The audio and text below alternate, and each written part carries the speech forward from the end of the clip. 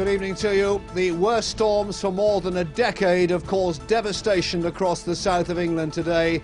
This home at Hayling Island in Hampshire has been absolutely wrecked. This, until 6 o'clock this morning, was a comfortable bedroom. Now it has no roof. The rain is coming in, the wind is howling, and all around me scenes of devastation. Bits of breeze block there, absolutely ruined. All this caused by one of the worst twisters ever to hit the region. Roofs were ripped off as the ferocious winds tore into homes on Hayling Island. Caravans were destroyed as Selsey took another battering. More destruction as another twister smashed into a house on the Isle of Wight. And a young boy's amazing escape as he slept through the storms in Portsmouth. There's been widespread flooding. Homes and roads were left underwater. Many trees were uprooted as winds gusting up to 100 miles an hour swept across the south. We'll be reporting county by county on how the storms affected you. Well, 2 days ago, Bognor Regis in Sussex bore the brunt of the violent storms. Today, the tornadoes returned to the south coast. This time they struck at breakfast time at Portsmouth, at Hayling Island, at Selsey and the Isle of Wight. Our reporter Hugh Kirby has the full story of the devastation. They couldn't believe their eyes. Their homes, their street, torn apart by incredible force. It was all over in seconds. A man, his heavily pregnant wife and 2 young sons somehow escaped unhurt from this. Literally like an explosion. Just a humongous crash. I'm shocked, shell-shocked, but luckily, myself, my husband and the boys were okay. Had it happened half an hour later, I dread to think what would have happened, because we would have all been up. Their Hayling Island home was one of half a dozen hit by tons of masonry and timber debris that rained down from the sky. It was pitch black, it was 6 a.m, so nobody's quite sure whether this was the work of a tornado or just one enormous gust of wind which blew in off the sea behind me and went straight into this beachfront property, tearing the roof off. That then flipped hundreds of yards behind, damaging even more property. 18-month-old Sam Truman was directly in the firing line. My baby's up in that room where the smashed window is, up there, and a bit of 4x2 went straight through the window. Yeah, it's very lucky indeed. Just east in Selsey, no stranger to tornadoes, boats tossed around like matchsticks. The roofs of mobile homes ripped off like so many tin cans, others picked up and hurled about. Oh, it was horrific. It was really noisy and the caravan was rocking and it was quite scary actually. I've never been that scared before, I really haven't. It was horrible. Tens of thousands of pounds worth of damage caused in an instant. Treasured homes destroyed beyond repair as tornadoes whipped up by winds of more than 70 miles an hour ripped across the south. To the west, Hilsey in Portsmouth felt the full force. There was glass everywhere, car alarms were going off, people were outside saying about the cars had been turned over.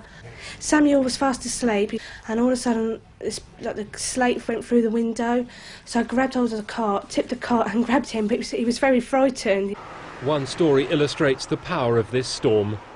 Where the actual explosion within the bathroom, all the glass came underneath the doorway.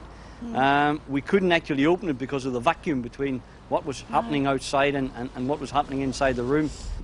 Ryde on the Isle of Wight was hit too. Gable ends, torn off houses, emergency services working flat out, moving mounds of rubble.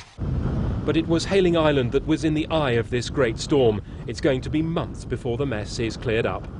Well, half the top story of the building behind me is being demolished. There were fears that it too could have been blown away, causing yet more damage to nearby properties. Police are warning sightseers to keep away for their own safety, and some residents have had enough. We're going to move. We're going to get the house sorted out, put it on the market and just move. I can't cope with living, every time it gets windy, being frightened. Yeah, I feel pretty much the same. It's the children we're more concerned about, it's frightening for us to have something like that. If our kids had been about, we'd have been, well, I don't even bear thinking about what could have happened. It's too early to even guess at the sums insurance companies will have to pay out, and some of these homes are so badly damaged they may have to be demolished. Hugh Kirby for Meridian Tonight. Well, I'm in what was the main bedroom at 23 Meath Close at Hayling Island. Helen and Paul Whitehead with me. Paul, you were lying on this bed this morning at about 6 o'clock. What happened? I was laid in bed. I just heard a deafening noise. It was sort of tremendous, so I just tucked under the quilt, and next thing I know, I heard a large tearing, ripping noise, and that's when I found the roof had gone. I sort of come back out, and it was all open. You were terrified? Yeah, very much so. Helen, as we just look around here, the roof has gone, or partially gone, in this particular room. I mean, this was your home. What are your feelings? Pretty poor. The place is just decimated. This is the best room at the moment that we've got. Could you possibly, I mean, you weren't in the house at the time, were you? No, I was at work at the time and had to come straight back to home to have a look and see what had happened. And Paul, I know you're upset because you feel perhaps the insurance company could have acted a little bit quicker, because you're left slightly in limbo still, are you not? Well, it's atrocious, because, I mean, I first contacted them at 6:30 this morning. I never heard anything until 9:30. And even up until 4 o'clock, there's still been nobody here from the insurance company, and there's not going to be till tomorrow. Well, let's just take a look at some of the damage they've got to sort out when they do come, Paul. I mean, we're now in sort of the landing of the house, the main landing. There's a lamp left here. But Helen, you won't be too sorry to see this go. No, that's one of the things we inherited from the last owner, and we'll be glad to see that one go, yeah. So that's about the only bit of good news you've had all day. I mean, this is just extraordinary, isn't it? It's not very nice at all, is it? It's absolutely awful. Now, behind us here, we can't go into it. That's your lounge. The roof about to blow off that, yeah. We think. It looks like it. It's lifting slowly, it's flapping in the wind, so very shortly I think it'll go if these winds keep up. Okay, absolutely awful. Thank you both. I just hope it all clears up as soon as possible for you. Well, across the south, gales and torrential rain really have caused absolute havoc. Hundreds of trees blown down, blocking roads and also railway lines. Homes have been flooded as rivers burst their banks.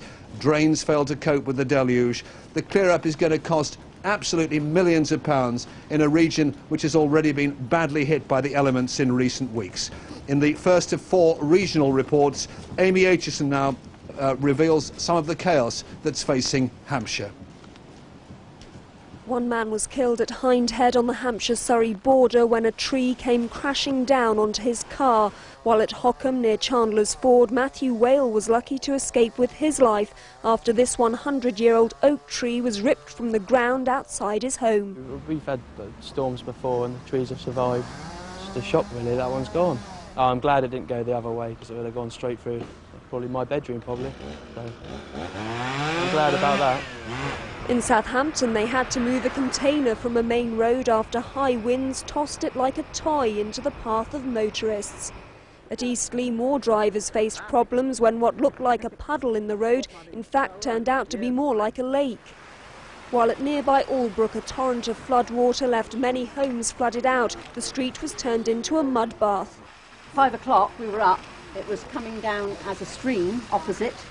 And within a quarter of an hour of us making a cup of tea, it was across the roads, up over the pavement, and in the house by 5:30. Came straight in the house. Nothing you can do, you can't stop tide. That was it, you know. It was finished, really. We had to carry what we could out of the room, you know. What's under the floorboards now, we don't know. But it could be another night of misery for residents here in Hampshire if the gale force winds and heavy rains continue. It will mean homes with roof tiles missing and that have already suffered flooding could be in for another night of destruction. The problems continued in the White Swan pub in West End. It's the 3rd time in 10 months they've been flooded out. At the Environment Agency headquarters at Colden Common, they're keeping a close watch on the weather to see what's in store for tonight. But with land already waterlogged from the weekend, many places will find it simply impossible to cope with any more heavy rain.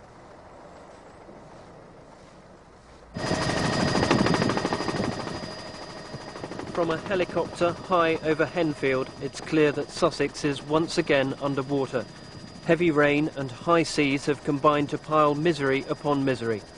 Many of these communities have yet to recover from the terrible floods of 2 weeks ago. At Barkham, people once again have water lapping against their houses. It's been the worst flooding many people here can remember. It is a worry, especially when, when it comes indoors and you've had a foot in a week ago, a fortnight ago, and now we could have it all over again. I think it's actually beginning to be quite frightening. to be honest, especially with the wind. At Worthing, several small fishing boats were swept onto the main seafront road, causing long delays for commuters. For the fishermen, it really has been a case of battening down the hatches. From the air, the A23 near Handcross is eerily quiet. Both the M23 and M25 have been closed for most of the day because of flooding. Trains too have been thin on the ground. Most services into and out of Brighton were cancelled. What can you do? You know, just sort of suffer, really. It's been an absolute disaster. Bevendine had been badly hit in the last floods, and today people were having to clean up yet again after more mud-laden water flowed into their homes. Elsewhere in Brighton, cars were crushed when trees came crashing down in the night. I woke up about 6:30 this morning, looked through the window and saw this. Lovely start to the day. At Hove, cherished beach huts were smashed into driftwood as huge waves pounded the beaches. With 6-metre waves recorded in the English Channel, winds gusting to 100 miles an hour, Sussex has once again got a severe battering. The people of Lewes prepared for the worst, but so far escaped further major damage. For a few, though, the bad weather proved to be little more than a challenge, as these surfers at Shoreham demonstrate, and some are now so used to flooding that they've adapted their cars to suit the atrocious conditions.